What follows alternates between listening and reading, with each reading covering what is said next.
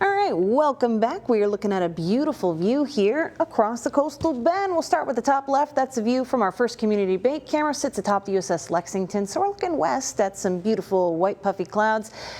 Top right, that's the view at Whataburger Field, of course. Tonight, honey butter chicken biscuits are playing. It's looking good.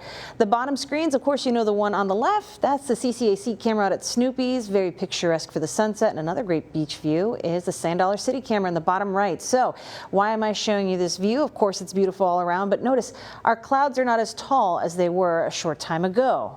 And coincidentally, lining up with that, our rainfall activity is starting to kind of taper off. But we did pick up a lot more of these green dots on the radar, more rainfall across spotty parts of the coastal bend, but it does help. And it's also provided a little bit of relief from the heat. I want to zero in what was our last good downpour. There was some of this over the eastern banks of Choke Canyon, but Three Rivers saying goodbye to the last of the sprinkles right now. Another little trailing one might be headed your way. Again, a lot of this activity dying down, but let's take a closer look with the Chris 6 Neighborhood Weather Network as to how this is impacting the Live Oak County neighborhoods. So again, really very spotty in nature. That quick shower only dropped about 1/100th of an inch at one of our George West neighborhood stations. The others not coming up with anything. But we saw earlier today in the Beeville neighborhood a big difference.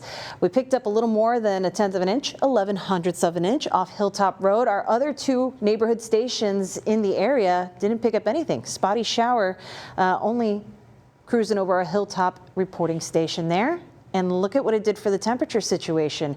We were looking a lot cooler, and our temperatures have rebounded now to 84, but we were sitting closer to 80 degrees sooner when closer to the time frame when that rain was there. We're sitting at 85 off the Beeville neighborhood station at FM 504, sitting at 84 degrees. So the spotty showers, they do help. A little bit goes a long way. And it makes it a little easier to plan that dog walk because it's not a complete washout, right? So our start today, Millie doesn't seem very interested in going for the walk. I wonder if we got up at all today, but hey, if we still need to, we've got plenty of time and cooler temperatures on the way. We'll slowly make our way down to around 80 degrees by 11 p.m.